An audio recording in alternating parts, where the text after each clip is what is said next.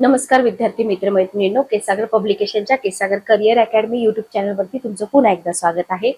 तर केसागर पब्लिकेशन तर्फे येणाऱ्या आगामी सगळ्याच परीक्षांसाठी आपल्या प्लॅटफॉर्मवरती मोफत लेक्चर सिरीज चालू आहेत। सोबतच प्रत्येक परीक्षेसाठी जी दर्जेदार अशी पुस्तकं आहेत, अशा पुस्तकांची बुक रिव्ह्यू आपण इथे देत आहोत, जेणेकरून तुमच्या लक्षात येऊन जाईल की आपल्या परीक्षेसाठी ही पुस्तकं मोर दॅन सफिशियंट आहेत। तर अशीच एक जी आपली परीक्षा आहे, विविध सुरक्षा रक्षक मंडळे व विविध माथाडी मंडळे निरीक्षक तांत्रिक ज्ञान 80 गुणांची परिपूर्ण तयारी। बघा, आता ज्या ज्या क्वेश्चन पेपर मध्ये तांत्रिक ज्ञान असा एक पॉइंट ऍड असतो ना, तर ते कंटेंट तुम्हाला सहजासहजी कुठंच मिळत नाही, लक्षात घ्या।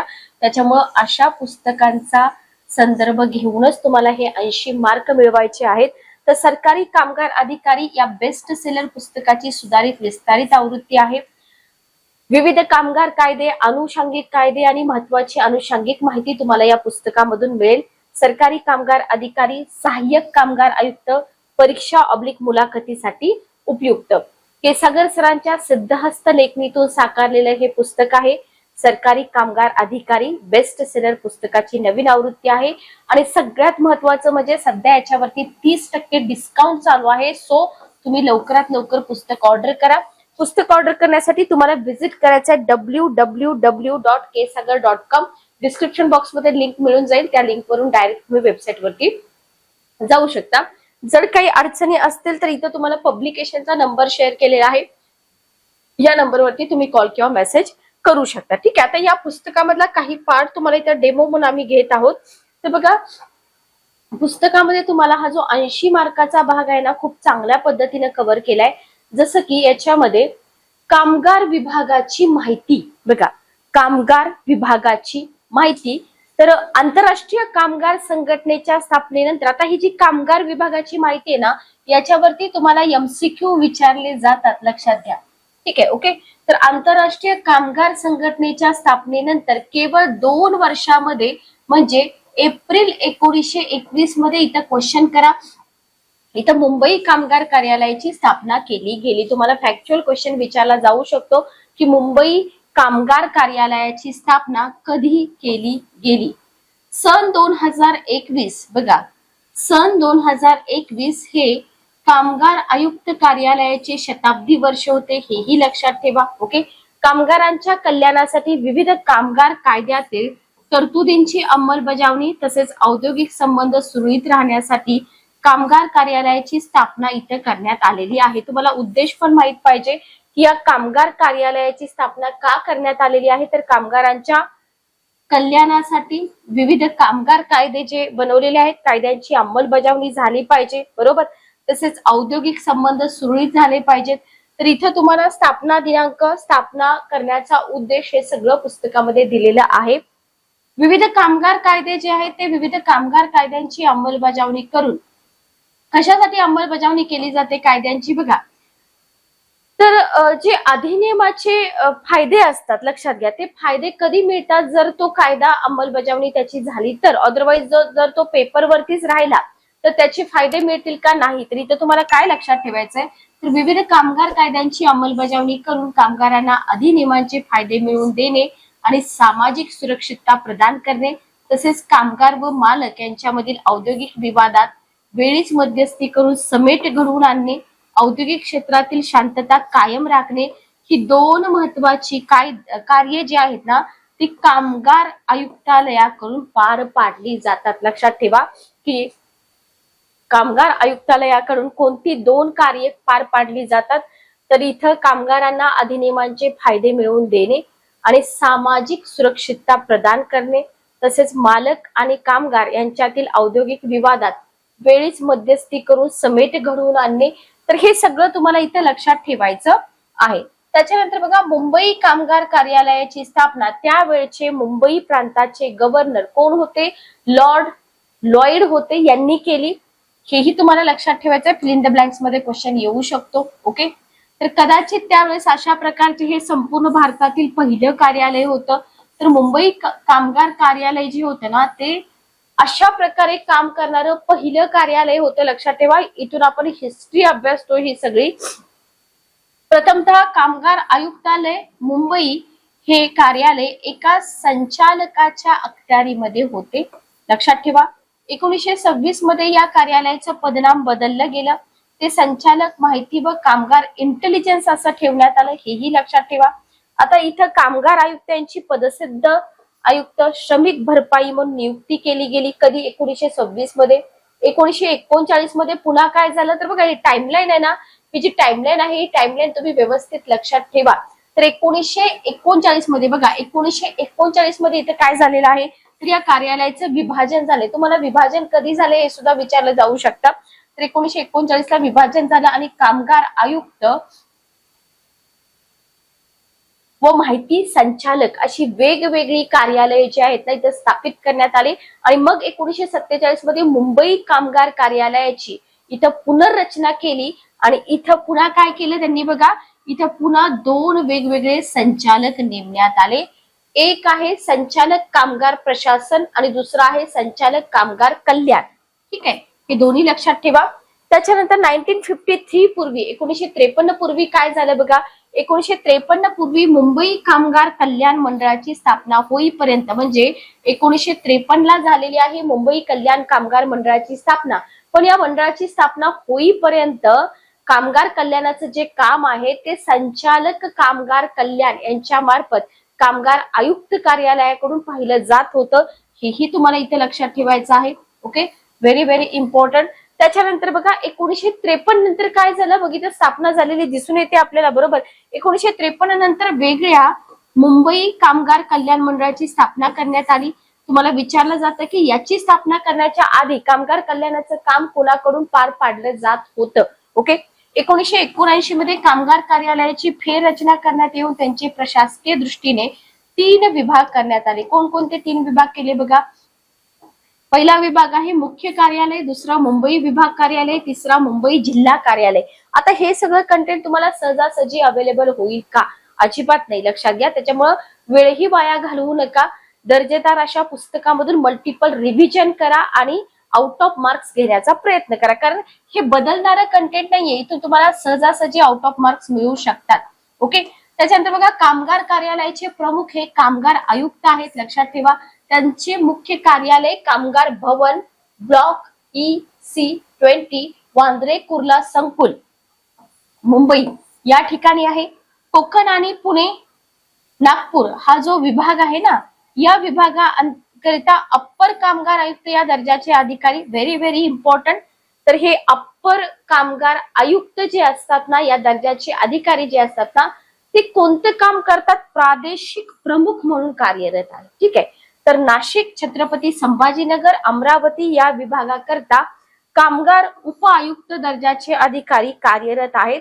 सर्व जिल्ह्यांच्या ठिकाणी कामकाजाची व्याप्ती लक्षात घेऊन सहाय्यक कामगार आयुक्त किंवा सरकारी कामगार अधिकारी या दर्जाचे अधिकारी जिल्हा कार्यालय प्रमुख म्हणून इथं कार्यरत आहे. जिल्हा कार्यालय प्रमुख म्हणून कार्यरत आहे. तर हा जो मुद्दा आहे ना, हा मुद्दा तुम्हाला व्यवस्थित लक्षात ठेवायचे आहेत. असे भरपूर सारे मुद्दे आहेत जे आपल्याला व्यवस्थित लक्षात ठेवायचे आहेत.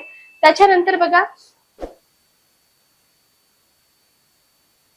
कामकाजाची व्याप्ती लक्षात घेऊन इथं मुंबई शहर, मुंबई उपनगर पूर्व, मुंबई उपनगर पश्चिम, ठाणे, पुणे, रायगड, पालघर या जिल्ह्यांकरता इथं काय झालं, कामगार उपायुक्त बघा इथे दिलेला आहे या दर्जाचे अधिकारी प्रमुख म्हणून कार्यरत आहे.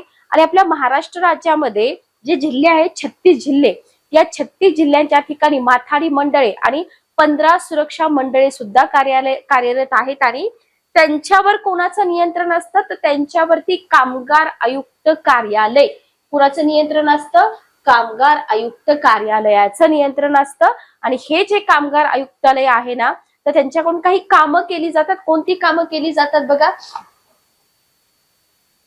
तर त्यांचं काम असतं विविध कामगार कायदे आहेत ना, सगळ्यात महत्वाचं काम काय असणार आहे, जे कामगार कायदे आहेत त्यांची अंमलबजावणी करणं आणि जे अधिनियम आहेत त्यांचे फायदे कामगारांना मिळवून देणं सगळ्यात महत्वाचं काम.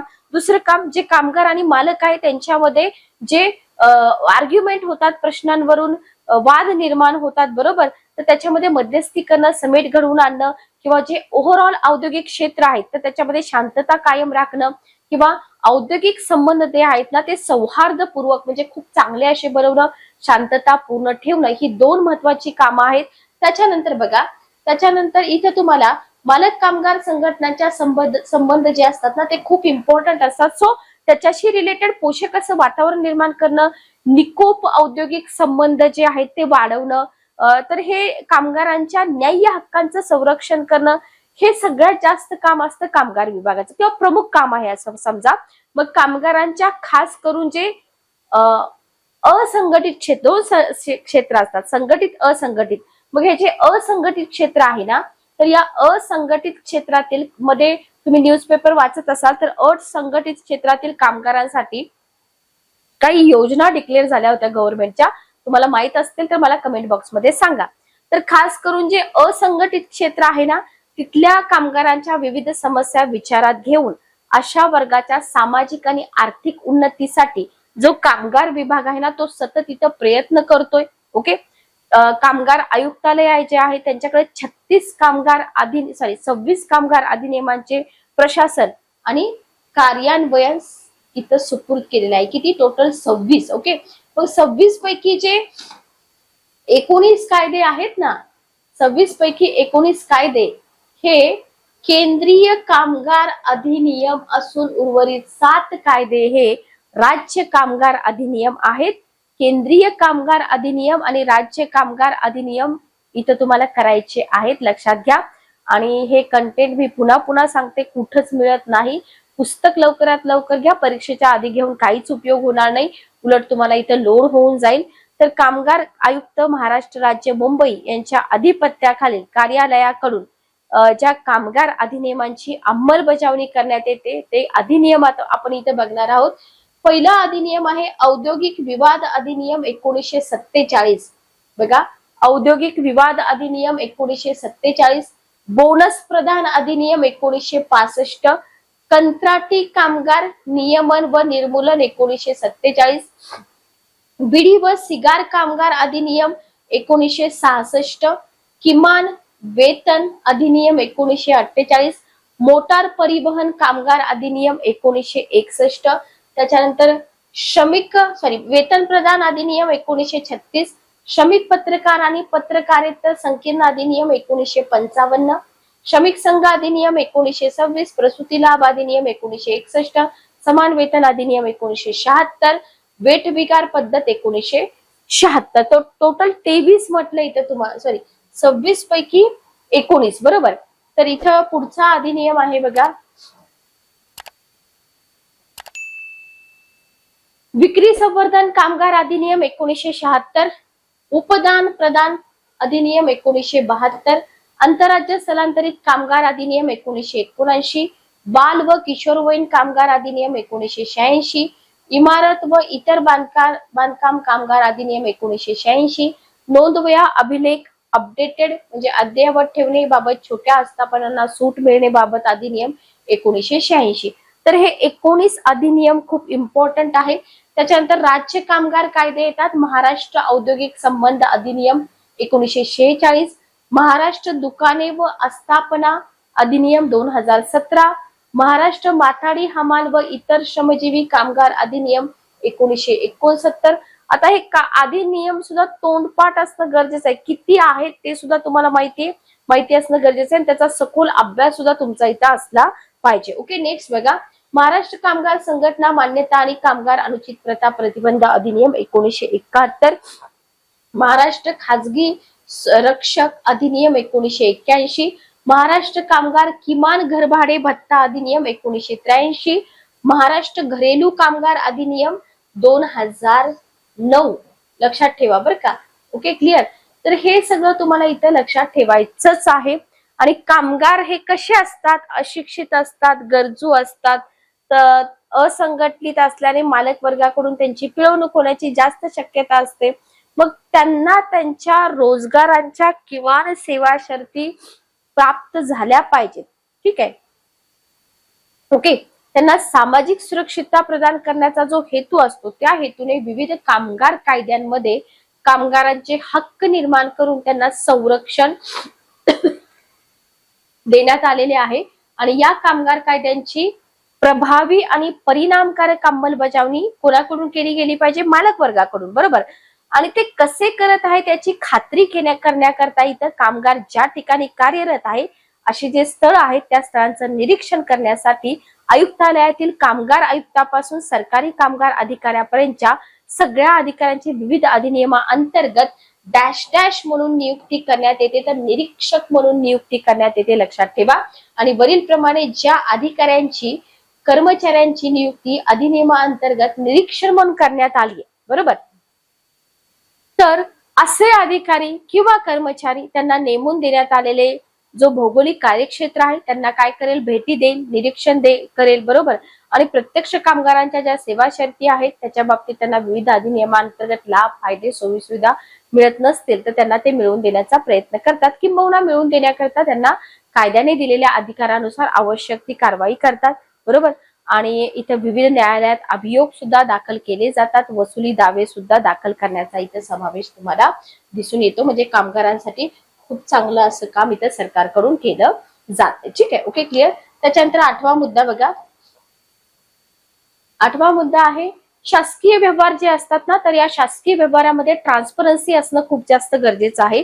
मग या शासकीय व्यवहारामध्ये पारदर्शकता आणून शासकीय कामकाज लोकाभिमुख करण्याचे महाराष्ट्र शासनाचे जे धोरण आहे त्याला अनुसरून कार्यालयाच्या प्रत्येक विभागात चालणाऱ्या कामकाजाची रूपरेखा आणि कार्यपद्धती जाणून घेण्याचा सर्व नागरिकांचा हक्क आहे.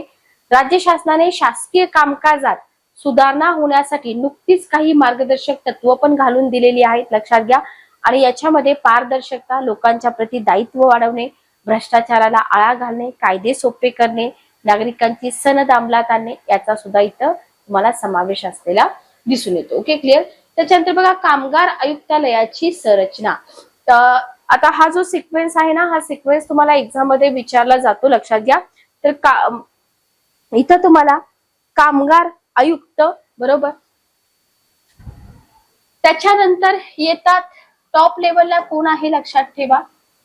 त्याच्यानंतर सह कामगार आयुक्त माथाडी, अप्पर कामगार आयुक्त, कामगार उप आयुक्त, सहाय्यक कामगार आयुक्त, सरकारी कामगार अधिकारी, ओके. याच्यामध्ये बघा वरिष्ठ कामगार अन्वेषक, ओके, सरकारी कामगार अधिकारी मध्ये अधीक्षक, दुकाने निरीक्षक श्रेणी 1, ओके. त्याच्यानंतर याच्यामध्ये तुम्हाला वरिष्ठ कामगार अन्वेषक मध्ये कनिष्ठ कामगार अन्वेषक पुढचा पार्ट बघा. त्याच्यानंतर वरिष्ठ लिपिक, दुकाने निरीक्षक श्रेणी 2 आणि लिपिक आणि टंकलेखक. ही जी हायरार्की आहे ही हायरार्की तुम्हाला लक्षात ठेवावी लागते, कारण का याच्यावरती क्वेश्चन विचारले जातात. लक्षात आलं, क्लिअर, इथपर्यंत समजलं का बघा. काहीही अडचण असतील तर तुम्ही विचारू शकता. पुस्तक तुम्हाला मिळेल केसागरच्या ऑफिशियल वेबसाईट वरती. पुस्तक कसं मागवायचं हे मी तुम्हाला प्रत्येक सेशन मध्ये सांगितलेलं आहे, ओके. बघा त्याच्यानंतर बघा नेक्स्ट आपण पुढे जाऊया.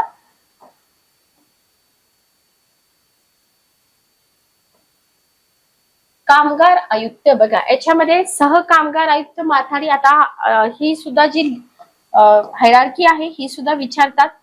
सह कामगार आयुक्त माथाडी, कामगार उपायुक्त औद्योगिक संबंध, सहाय्यक कामगार आयुक्त दुकाने, त्याच्यानंतर कामगार उपायुक्त प्रशासन, कामगार उपायुक्त ग्रामीण, त्याच्यानंतर विशेष कार्याधिकारी सांख्यिकी शाखा, त्याच्यानंतर राज्यातील माथाडी आणि सुरक्षा मंडळांचे राज्यस्तरीय सनियंत्रित पर्यवेक्षक. तर हे जे आहे ना, ही सगळी जी हायरार्की आहे ही तुम्हाला पुस्तकामध्ये दिलेली आहे आणि याचा सिक्वेन्स लावा असा तुम्हाला क्वेश्चन एक्झाम मध्ये येऊ शकतो. कारण एमपीएससीची ती काय म्हणतात त्याला मेथडच आहे, तशा पद्धतीने क्वेश्चन एमपीएससी मध्ये विचारले जातात, लक्षात घ्या, ओके, क्लिअर. चला नेक्स्ट आपण पुढे जाऊया. आता हे दिसताना सोपं दिसतं पण अवघड आहे, वारंवार तुम्हाला रिव्हिजन करावे लागतील. नेक्स्ट बघा, पुस्तक खूप दर्जेदार आहे. काही पार्ट आपण इथं डेमो मधून घेत आहोत.